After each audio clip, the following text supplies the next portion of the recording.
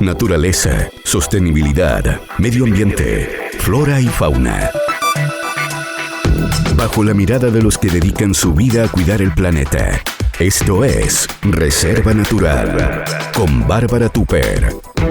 Por Tele 13 Radio Podcast. Presenta ISA Intervial y Conexión Puma, un programa de sostenibilidad de ISA y sus empresas. Hola a todos, muy bienvenidos. Partimos inmediatamente con los destacados de la semana. Los destacados de la semana. Un informe realizado por las universidades de Duke y Uppsala junto al Centro de Resiliencia de Estocolmo dio a conocer a los 100 dueños de los océanos a nivel mundial. Aquí se revela que los puestos los ocupan las petroleras, seguidas por grandes navieras y compañías de cruceros, que se quedan con un 60% de lo que dejan los mares. Los autores aseguraron que tal concentración tiene sus riesgos, pero también una ventaja para su fiscalización. Con el fin de proteger el jaguar en 18 países de América, el Fondo Mundial para la Naturaleza lanzó una campaña que busca recabar firmas y pedirle a los gobiernos de la región que cumplan con la hoja de ruta establecida en 2018 para proteger a esta especie en peligro. La solicitud puede ser firmada hasta 2021 por ciudadanos de todo el mundo y pretende conservar el hábitat de este mamífero desde el norte de México hasta la Patagonia. Según la última investigación Mega Sequía en Chile, diagnóstico, impactos y propuestas realizada por el Centro de Estudios Públicos, si no se buscan soluciones oportunas, las condiciones del país se volverán adversas en todo el territorio. Debido a la geografía del país, además de la contaminación atmosférica, Chile está considerado como altamente vulnerable a los efectos del cambio climático, viéndose aún más afectado por las actividades económicas que dependen de la disponibilidad hídrica. Disfrutas Reserva Natural por Tele 13 Radio Podcast. Conversamos con Giuliana Furci, creadora de Fundación Fungi, pero antes vamos a escuchar su ficha en la voz de Mari Carmen Rojas. Giuliana Furci, 42 años. Es la primera mujer micóloga de hongos no liquenizados de Chile y comenzó su carrera en 1999. Fundadora también de Fundación Fungi, la primera ONG dedicada a la funga en el mundo. Bajo su impulso, Chile se convirtió en el primer país del mundo en incluir al reino fungi en su legislación ambiental. Giuliana es curadora del fungario FFCL, que es continuamente estudiada en colaboración con expertos de Harvard, CONICET, la Universidad de Florida y otras instituciones. Además, ha realizado diversas publicaciones propias, entre las que destacan los libros Guías de Campo, Hongos de Chile. Fanática de la música de Prince y de Bob Marley, adora jardinear, bordar hongos en punto cruz y hacer puzzles. Reserva Natural. Giuliana, muy bienvenida, ¿cómo estás?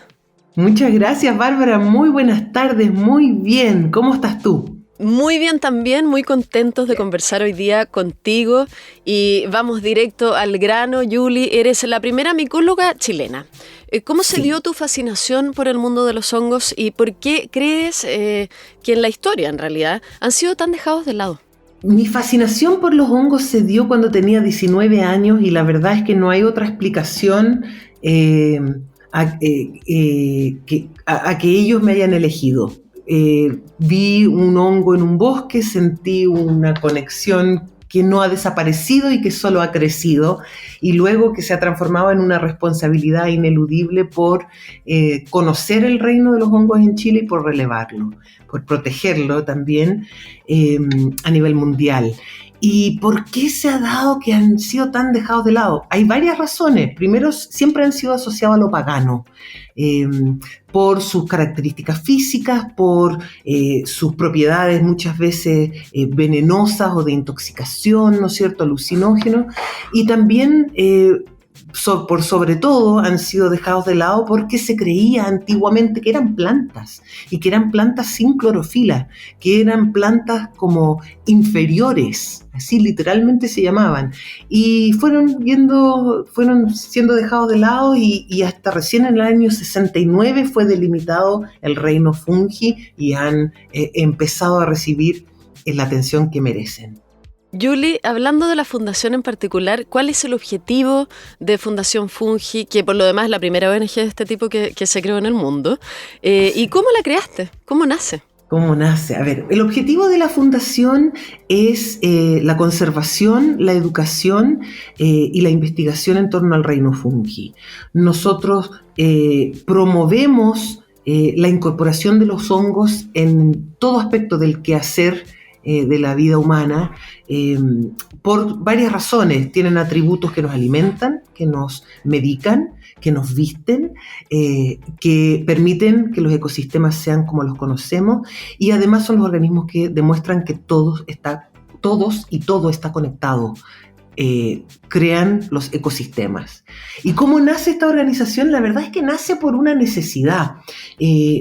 Yo venía trabajando en distintas ONGs, siempre en ONG, pero dedicada más bien a la conservación marina y a los impactos ambientales de la salmonicultura.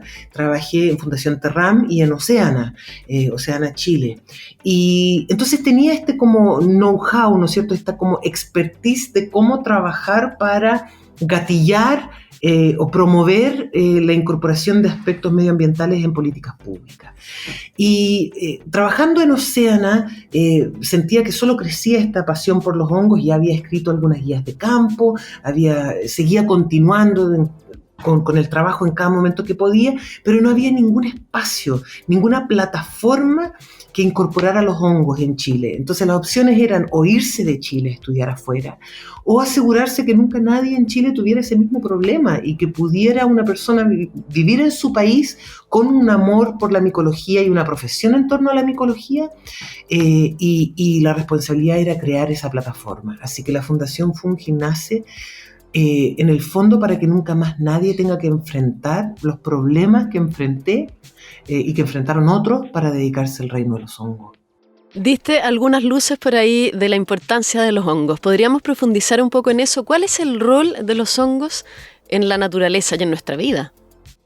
Los hongos cumplen distintos roles. Los hongos conforman su propio reino, y es importante tener en cuenta que al preguntar qué rol cumplen los hongos, es lo mismo que preguntar qué rol cumplen las plantas o qué rol cumplen los animales. Son organismos que son más emparentados con los animales que con las plantas, pero son completamente distintos a las bacterias, a las plantas, a los animales, a los virus, ¿no es cierto?, que no están en ese grupo, porque están muy de moda.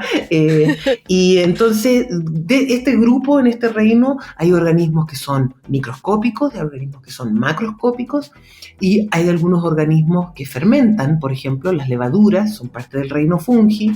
Hay organismos que son los precursores de la formación de suelo, por ejemplo, los líquenes, que también forman parte del reino fungi.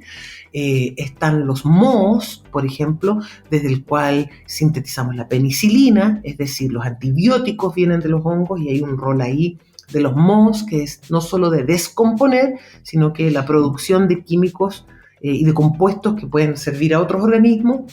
Está el rol de la micorriza, la simbiosis, que es uno de los roles más importantes del reino fungi.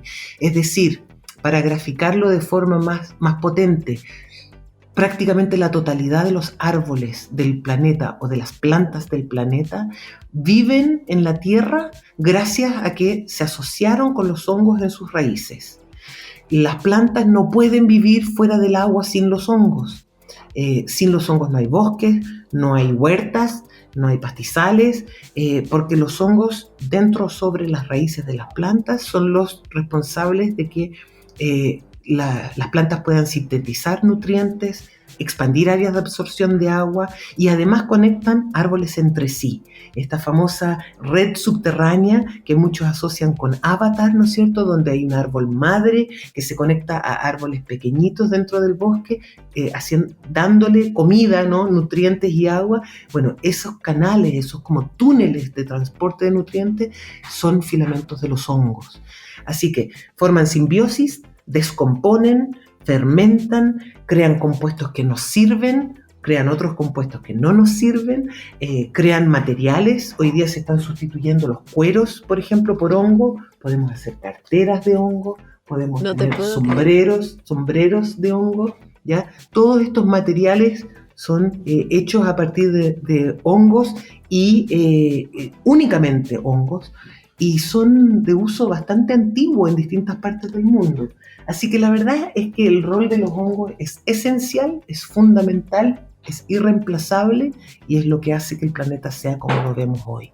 ¿Lograste que el reino fungi fuera incluido en la legislación ambiental chilena? ¿Cómo fue ese proceso? ¿Cuál es la importancia de este logro? ¿Y por qué no figuraba antes, tomando en cuenta justamente todo lo que nos acabas de contar? Bueno, ocurre, Bárbara, como te mencionaba, que recién en el año 69 se incorporan a los hongos formalmente en estos reinos de la vida. Es decir, que se reconoce que no son ni plantas ni animales.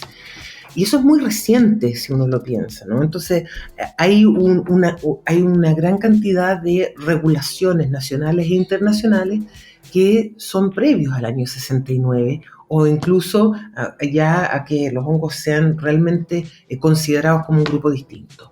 Por otra parte, fue reciente, diría en los últimos 20 años, que se promueve esta llamada visión ecosistémica de la naturaleza.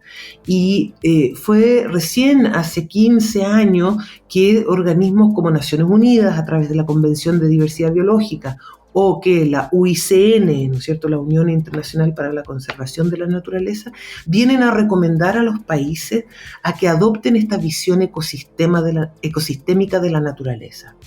Y lo que ocurrió en Chile es que hubo en el año 2009 y luego me parece que el año 2011 informes de la OCDE, ¿ya? Que es esta agencia internacional que ubica y que evalúa desempeño de los países en distintas materias. Y en el desempeño ambiental se vio que Chile estaba muy pobre, muy pobre, y que la verdad es que estaba muy lejos de ser un país desarrollado en materia medioambiental. Y eso coincidió en el 2010 con la revisión de la Ley de Bases del Medio Ambiente del Gobierno de Chile, la Ley 19.300. Así que nosotros aprovechamos esta mala evaluación de la OCDE, estas recomendaciones de UICN y de la Convención de Diversidad Biológica de incorporar una visión ecosistémica de la naturaleza y esta apertura de la ley 19.300 para su revisión, para recomendar a Chile anotarse un poroto payar en desempeño ambiental. Es decir, gobierno, usted tiene la oportunidad de ser el primer país en el mundo que realmente adopta una visión ecosistémica de la naturaleza, y esto se hace incorporando a los hongos, que son organismos que conectan todo, que crean un ecosistema, en la legislación ambiental, en la ley 19.300 y particularmente considerando líneas bases de hongos para estudios de impacto ambiental, incorporando hongos en el Inventario Nacional de Especies. Chile, hasta el año 2013-2014, no reconocía la existencia de ninguna especie de hongo en el país, ni siquiera los digüeñes. Y además incorporando los hongos en estos procesos de clasificación de especies donde se evalúa la amenaza de extinción. Y fue favorable. ¿Qué pasa con la legislación en los otros países? ¿Este es el único país que tiene incluido el reino fungi? Chile es el único país del mundo que tiene a los hongos incorporados a ese nivel legislativo, es decir, al mayor nivel legislativo, ¿no? En una ley a nivel país. Hay otros países, por ejemplo, que no son repúblicas, ¿no es cierto?, que tienen distintos sistemas de gobernanza y donde hay incorporado la protección de hongos a nivel, por ejemplo, estatal o en algunos casos a nivel regional, provincial e incluso municipal en algunos países. Pero Chile es el único país del mundo que incorpora la conservación de hongos y la incorporación de los hongos al evaluar el estado de un ecosistema a nivel nacional. ¿Y qué pasa con la fiscalización, por ejemplo? Interesante pregunta, Bárbara, porque justamente hemos estado trabajando con la Superintendencia del Medio Ambiente, mirando distintas vías de poder revisar estos informes. La fiscalización ha ocurrido en cuanto a existencia o no de la incorporación de hongos en líneas bases. Por ejemplo, la hidroeléctrica en el río Achigüeno tuvo que posponer su inicio porque la evaluación de impacto ambiental que ellos incorporaron, mandaron a evaluar, no incorporaba el reino fungi. Y ahí hay una pesquisa de que eso no fue incorporado y por lo tanto se le pide, ¿no es cierto?, que lo incorporen. Eso retrasó ese proyecto. Entonces vemos que hay proyectos y hay una conciencia de que debe ser incluido en términos de fiscalización. Lo que estamos haciendo ahora es entregar los parámetros para que puedan fiscalizar de manera adecuada a la realidad nacional. Es decir, no basta con entregar una línea de base y listar puras especies europeas, por ejemplo, que sabemos que aquí no existen. Hay que entregarle a las autoridades también parámetros de evaluación de la calidad del contenido. Así que eso ha sido un proceso que ha ido creciendo con el tiempo. Hemos hecho varios trabajos con el Ministerio de Medio Ambiente. Hemos entregado listas al SAC, por ejemplo, de especies existentes y estamos constantemente ayudando a que eso mejore. Que son algunos de los trabajos que hacen en la Fundación, siento, describir sí, a los hongos. Entonces, sí, de todo lo que tú has visto, investigado, etcétera, ¿cuántas especies hay descritas? ¿Crees que hay mucho más de lo que tú has visto en tu vida? ¿Cuáles son, si nos pudieras comentar, por ejemplo, los más populares para uno recordar eso y si nos encontramos en un bosque con alguno, poder reconocerlo? Perfecto. Mira, esta pregunta de cuántos hay en Chile es una pregunta difícil de responder. La respuesta corta es que no sabemos. La respuesta larga es, si uno pregunta cuántos hongos hay en Chile, es equivalente a preguntar cuántas plantas o cuántos animales. No es lo mismo que preguntar cuántos pájaros, por ejemplo, cuántas aves, o cuántos insectos, ¿no es cierto? Los pájaros, los insectos, los mamíferos, son todos animales. Dentro del reino fungi también, como mencionaba antes, está esta distinción. Hay líquenes, hay mohos, hay levaduras, hay setas, ¿no es cierto? Entonces, la pregunta es compleja y se responde por parte. Nosotros estamos trabajando ahora junto a Patricio Pliskov de la Universidad Católica en responder esa pregunta. Y la estamos respondiendo haciendo una revisión que tenemos prácticamente lista, exhaustiva, de todas las especies que han sido colectadas en Chile a lo largo de la historia. Y eso básicamente nos ha llevado a solicitar los listados en todos los fungarios y herbarios del mundo donde hay especímenes colectados en Chile, desde Darwin ya hasta hoy, y ver cuántos son. Y, por ejemplo, de las especies que puede haber en el Reino Unido depositado en Kew Gardens y las que pueden haber en Zúrich depositados, ¿no es cierto?, en el museo, estamos viendo si son las mismas, si son la misma especie con distinto nombre, y estamos depurando esa lista y los vamos a mapear para donarle al país esta respuesta.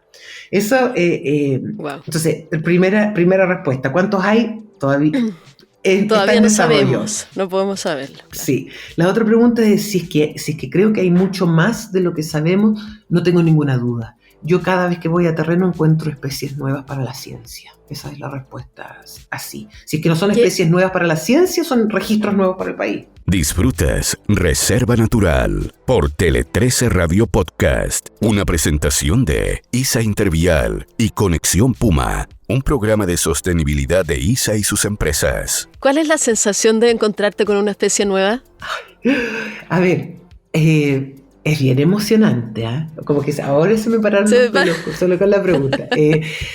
Muchas veces uno intuye, oye, esto de tú. Yo llevo casi 23 años en esto, entonces más o menos sé lo que hay descrito para el país, entonces intuyo y digo, oye, esto no calza con nada, y como que el disco duro ahí trabajando en la cabeza y no aparece. Me ha pasado, por ejemplo, que no tengo duda que es nueva y es bien emocionante. Y me ha pasado que no tengo duda que es nueva y de repente voy a buscar y justo fue descrito el año anterior. Pero en el fondo, como la verdad es que no difiere para mí tanto de encontrarme incluso con las especies más comunes. para mí cada encuentro es súper emocionante y importante y como hiperventilado, ya sea las especies más comunes en Chile como los digüeños, las morchelas, los changles, ¿no es cierto?, las callampas de pasto, los gargales, los loyos, que son las especies como más conocidas, comestibles. Encontrarme con ellos o con una especie que sé que es nueva para la ciencia, tienen una emoción similar. Ahí nos contestaste un poco la tercera parte de la otra pregunta, ¿no? Como las Sí. especies con que uno más se puede encontrar. Hay una especie en particular que es la especie donde todos suponemos vivían los pitufos, ¿cierto? Sí. Que es este honguito rojo con puntitos blancos. ¿No es chileno ese No es chilena. hongo? No, esta especie a la cual te refieres, que se llama Amanita muscaria, Amanita muscaria es su nombre latín, su nombre común es agárico de las moscas, o el hongo de los pitufos también. Es una especie originaria del hemisferio norte, es una especie que llamamos micorrízica. ¿Qué significa eso? Que es ectomicorrízica, vive sobre las raíces de ciertos árboles y hace simbiosis con árboles en particular, con pinos, con abedules, con castaños, entre otros, ya entre pocos otros. Entonces, al importar las especies de árboles a Chile, el hongo vino en esa tierra, vino con el árbol. Y es muy frecuente encontrarlos en otoño en plantaciones de pino, a los pies de abedules, a los pies de castaños, pero lamentablemente las amanitas tienen una característica invasora, igual que los castores, igual que las cotorras argentinas, ya estos que llamamos loros, son especies que invaden ecosistemas nativos chilenos y que ocupan nichos propios de especies nativas. Por lo tanto, lo que estamos viendo ahora, lamentablemente, estamos encontrando Amanita muscaria en bosques de Nothofagus, o sea, en bosques de coihue, de raulí, y no debieran estar ahí. Y no es bueno que estén ahí, por más lindos que sean. Y es importante mencionar que es una de las especies más importantes a nivel mundial, es el primer alucinógeno conocido para la humanidad, y es una especie asociada con varios cuentos paganos, incluidos por supuesto el de Santa Claus, el de San Nicolás, del viejo pascuero. Por eso también el rojo con el blanco, en muchos árboles en Escandinavia uno cuelga honguitos del árbol y todo. Juliana, entonces la recomendación, si nos encontramos con la manita, es como hay que retirarla del lugar, hay que sacarla, ¿eso sería lo ideal? No, uno no saca absolutamente nada con retirarlo, porque lo que uno ve, esta estructura, ¿no es cierto?, roja con pintas blancas, es el equivalente como a una manzana, ya como al fruto. No es el árbol de la manzana, no es el hongo per se, es una estructura reproductora del hongo. El hongo vive sobre las raíces del árbol, bajo tierra, y una vez al año produce esta estructura para producir esporas, para reproducirse sexualmente. Entonces, sacar esa callampa es el equivalente a sacar una manzana del árbol. No va a matar el árbol, no va a eliminar el árbol. Okay. No, o sea, no elimina el hongo, elimina solamente hongo, esta exacto. estructura. Sí. Hay, para las personas interesadas, ¿cierto?, en este tema, hay unas guías de campo que tú escribiste de hongos de Chile, 2 volúmenes. Si nos pudieras contar un poco, Juliana, de qué se tratan estas guías, cuál ha sido la recepción además de las personas con estos libros. Oye, estas guías de campo han sido bien importantes, diría. También nacen un poco como con la motivación con la cual empezó la fundación. Es decir, cuando yo empecé a estudiar los hongos en el año 99, no había ningún libro de hongos de Chile, ninguna guía de campo. Y fue súper difícil tratar de entender qué especies vivían aquí y cuáles no. Me ayudaron micólogos como Waldo Lazo, quien después en el 2001 publicó una guía de campo que él tenía lista desde el año 60 y tanto, ya 69, 67 tenía colecta, y entonces el libro de Waldo Lazo, que se llama Atlas Micológico Hongos de Chile, no tenía fotos de los hongos en su hábitat, estaban recortados y digitalizados. Entonces vi la necesidad de poder presentarle a la gente fotografías y descripciones de estos hongos en su hábitat. partieron las guías un poco como en mis notas personales de mis encuentros con hongos en los bosques. Y luego, el año 2007, nació mi hijo, Lucas, y mientras lo amamantaba, escribí la primera guía de campo, porque era mucho tiempo, y pensaba yo, bueno, aquí estoy amamantando a esta criatura, quisiera entregarle la mejor, ¿no es cierto?, energía, y para mí recordar hongos es la mayor felicidad. Entonces recordaba cada especie, la iba describiendo mientras él tomaba leche, y yo estaba segura que él estaba recibiendo ya el mayor amor del mundo. Y esa primera guía, Fungi Austral, fue apoyada por la Corma en un convenio que tenía con CONAMA, y le fue muy, muy bien. Y esa la reimprimí, y luego la aumenté y mejoré para dar lugar al volumen 1 de la Guía de Campo Hongos de Chile. Y luego, en el año 2013, escribí el volumen 2. Y eso nace un poco para apoyar, para asumir esta tarea. Perdón, no el 2013, el 2018, disculpa. El 2013 fue el volumen 1, el 2018 publicó el volumen 2 para entregarle al país las herramientas para poder desarrollar estas líneas de base para la evaluación de impacto ambiental. Más de la mitad de los libros, las especies en el volumen 2 son nativas y endémicas. Entonces, es realmente una forma de seguir, desde la Fundación, de seguir contribuyendo y entregando integralmente las herramientas para poder cumplir con la legislación y potenciar a Chile en la vanguardia de la conservación de hongos. ¿Qué espera Yuli para Fundación Fungi en los próximos años? ¿Cuáles son los objetivos? Yo sé que están abriendo además una campaña internacional, ¿cierto? Si nos pudieras contar un poco para ir cerrando. Fundación Fungi abrió oficina en Estados Unidos. Nosotros ya hemos no solamente como expandido las áreas programáticas, sino que nos hemos constituido como una ONG internacional. Tenemos una oficina en Nueva York, tenemos una junta directiva internacional y potente, y todas nuestras áreas programáticas ahora se desarrollan a nivel mundial. Felizmente hay varias ONGs hoy día en Chile que se dedican a los hongos, ¿no? Organizaciones y personas, casi todos fueron entrenados en primera instancia en cursos de la Fundación Fungi, todos se han apoyado en los libros, y ya hay una capacidad nacional creada e instalada como para que estas organizaciones puedan seguir formando, y a nosotros nos toca dar el siguiente paso, que es consolidar el trabajo de una ONG para los hongos a nivel global.